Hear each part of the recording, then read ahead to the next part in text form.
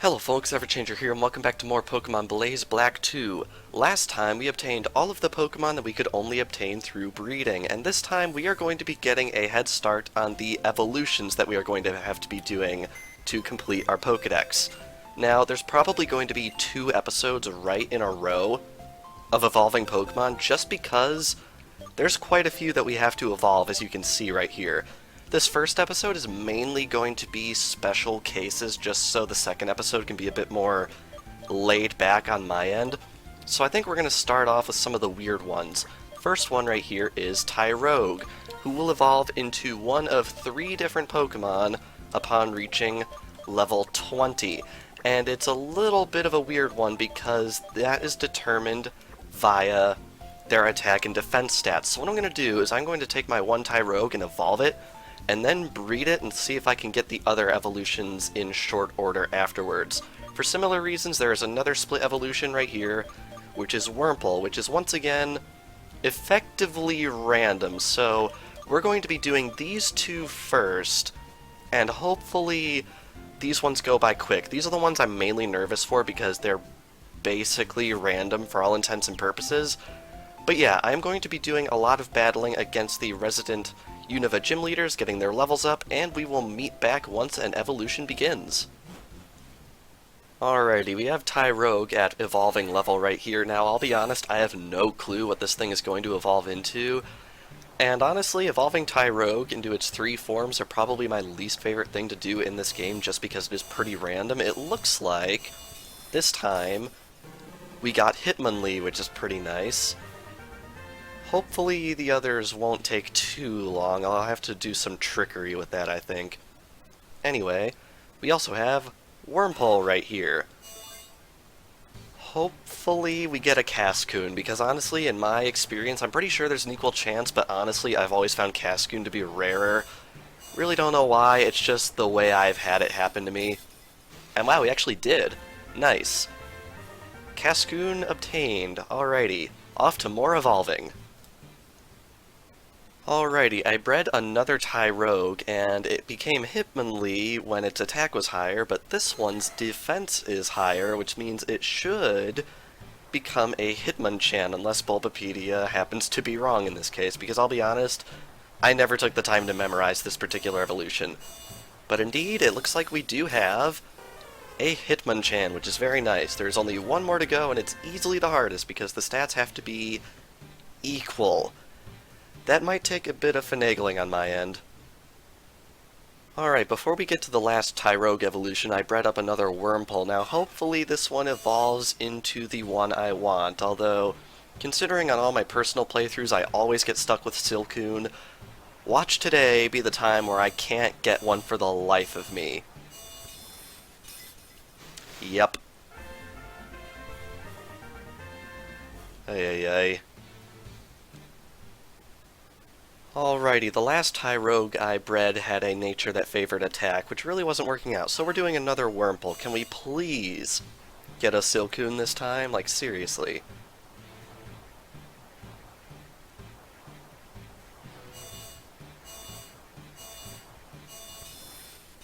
There we go, that's what I'm talking about, alrighty. 3rd time's the charm, I suppose. Anyway, back to Tyrogue and its oh so frustrating mechanics.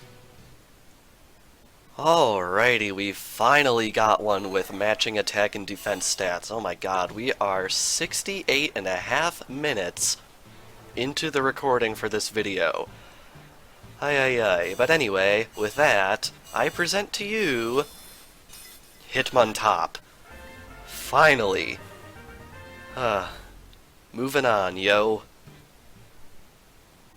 Alrighty, next up is Kata, and this one is special because if you have an empty slot in your party and an unused Pokeball in your bag, something very, very interesting happens when you evolve it into Ninjask. In fact, this is the only Pokemon that has a true split evolution because it in fact will evolve into 2 Pokemon.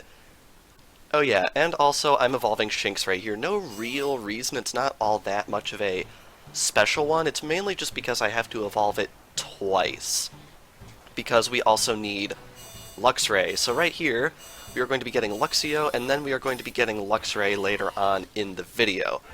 So now that we have done that, I want to hop into my party to see something very, very interesting. If we head into our party, a Shedinja will have produced itself out of nowhere.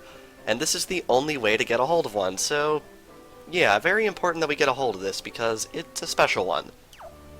And it would seem we have also qualified for a medal, although I'll be honest, I have no idea what it could be. It's the Evolution Expert Medal. Very nice. Pretty fitting for this episode. Now, you might be wondering what I'm doing in Miss Stralton City. In fact, we are here to evolve Nosepass because it needs to level up, but only in Chargestone Cave. So let's get right on that. Alrighty, after it has been leveled up one time in Chargestone Cave, Nosepass will evolve. This is one of 4 area-related evolutions in the entire game, and it's the only one that we had to wait all the way until now to do, because 2 of them have an alternate method in this hack, and one of them is actually on our party, so we did it a long time ago.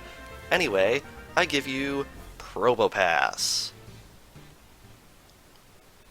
Alrighty, now that we've leveled it up a little bit more, Luxio is now evolving. Now you might have noticed I'm not mentioning specific evolution levels, and that's because aside from a few of the ones that were changed for the purposes of this hack, they're all exactly the same as they are normally, and I assume most people know right about where these Pokemon evolve. And if you don't know, you can definitely look it up quite easily. I just figured it's really not worth going through the trouble of pointing out every time, just because it's basically common knowledge at this point. Anyway, I am also evolving Zorua this episode. Really no special requirements about this one either, I just decided to evolve it this episode because it was given to us and it's one of N's Pokemon, and for that reason it actually gains boosted experience points. N's Pokemon is something I'm going to be going over in detail a little bit later. For right now, here we have Zoroark. Alrighty, these next ones up are Shelmet and Carablast. Now these are the last evolutions that have been substantially changed from the original game. In those games, in the original, you had to trade these Pokemon for each other for them to evolve. Instead, in this game, they work very similar to Mantike, where they will evolve if leveled up with the other one in the party. So as you can imagine, we are getting them both right here, which is very nice. What? Oh, I guess the calculation is immediate, because as soon as my Excelgor evolved, I no longer had a Shelmet, so I still have Carablast. Looks like I'm catching a Shelmet. Alrighty, I bred myself a new Shelmet. Unfortunately, apparently you can't evolve these guys in the same fight unless you get a little bit fancy. But anyway, Carablast is now evolving into Escavalier. And I am really, really glad both of these evolutions worked, because these were the last ones that were substantially changed, as I mentioned. So this is pretty much the last possible Pokemon that could have gone wrong and screwed us out of 100% completion. Luckily that didn't happen, so within the next episode or so, we're gonna do it, guys. We're gonna do it. And it would seem we have also qualified for a medal. I would assume this is the Bug-Catching Master medal, if I had to guess? Yes, indeed it is. Anyway, there are no more Pokemon that I would consider really special cases. Escavalier and Excelgor were really the last ones. So we are going to be spending the rest of this episode evolving all of these starters. So without further ado, let us commence even more evolving. Alrighty, first up here is, of course, Ivysaur. Now, I'm sure everybody knows what Ivysaur evolves into, but in case you were not aware, it evolves into Venusaur. Very, very good.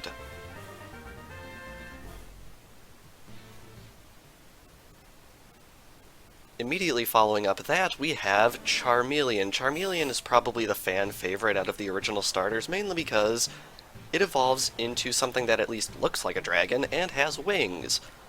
Of course, I am talking about the one and only Charizard.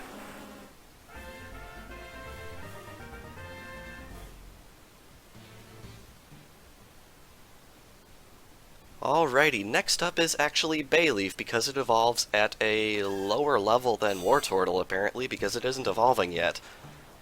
Bayleaf is pretty interesting, because although Bulbasaur was a really good choice in the Kanto games, Bayleaf really wasn't in the Johto games in terms of early game usability. But anyway, right here we have Meganium. Alrighty, here goes Wartortle.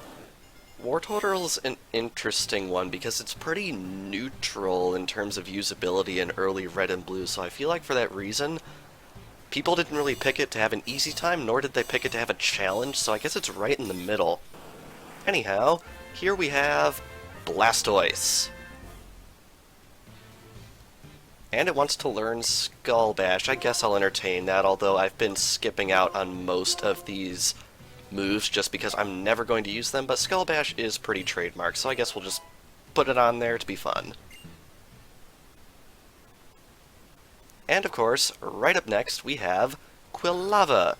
I really do like Quilava, although I haven't used it as much as I've used Totodile just because Totodile was my very first Pokemon I ever obtained, like, ever. But I definitely have a healthy respect for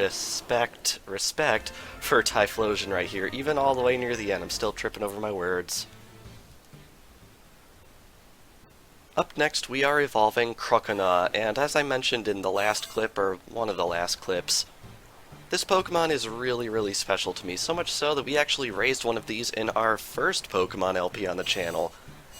Really can't believe we managed to beat that one in length, but it seems we've done it quite handily here. Here we have the almighty Feraligatr. Alright, up next we have Grovyle, and I do have to say, of all three Pokemon in this line, I feel like Grovyle is probably my favorite, although we probably have Mystery Dungeon to thank for that. Although, let's be honest, Mega Sceptile is a spot-on perfect design. Anyhow, with that, of course, this here is regular Sceptile, although still awesome. And right up next, we actually have Torchic, because we received this Pokemon as a gift from an NPC much earlier in the series, and for that reason, it actually came holding a berry juice, which I only today dequipped to make room for the experience share. Anyway, with that, this is our final middle stage starter to obtain. Combuskin. Alrighty, after a bit more leveling, Combuskin is now evolving once again into probably the most popular Hoenn starter, not counting the Megas, because I think Mega Sceptile is probably the fan favorite. But in terms of the regular forms, I think Blaziken probably takes the cake among the greater fandom. Anyhow, there it is in all its glory.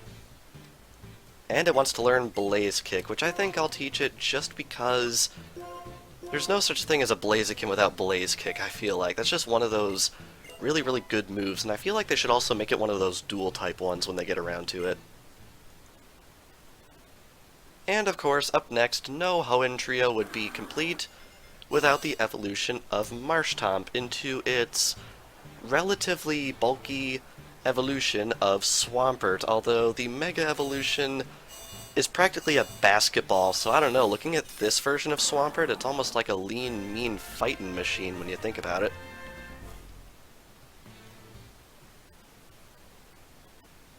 Alrighty, next up is the Sinnoh trio of starters, and I'm pretty sure I've mentioned this before, but it was only very recently that I learned that Sinnoh is supposed to be a pun on snow because it's a northern region. Yeah, I'm really embarrassed about how long it took me to get that. It took me a decade to get that one. Anyway, here's Torterra. And up next, here we have the evolution of Monferno.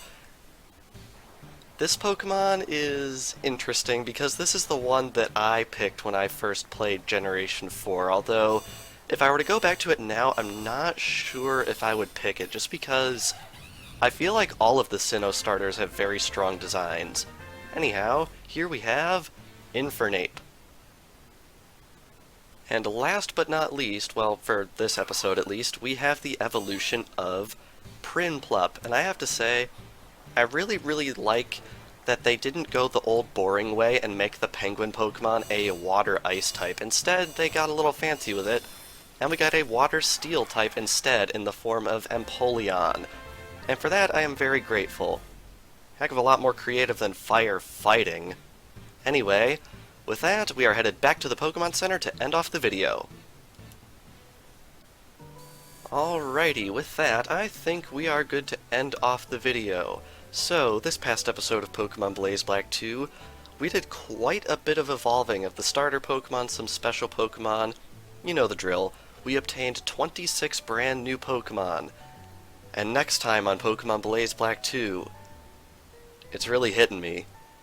Next time on Pokemon Blaze Black 2, we will be completing the Pokédex.